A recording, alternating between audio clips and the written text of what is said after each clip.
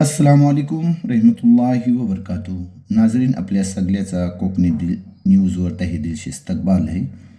आणि आजची खबर निहायती दर्दनाक आणि अलमनाक आहे.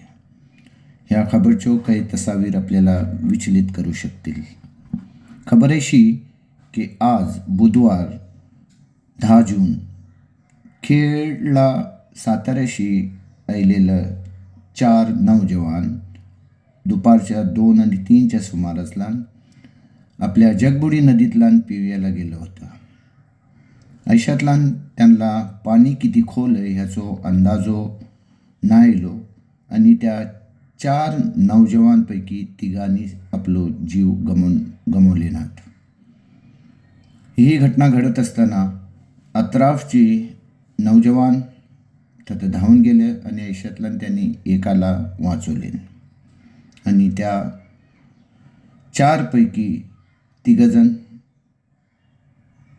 मयत झालेले आहात. संगात ह्या टायमात पोलीस प्रशासनाने पण धाव घेतले आणि बुडालेलं 3 मयत नौजवान मिळलेले आहात.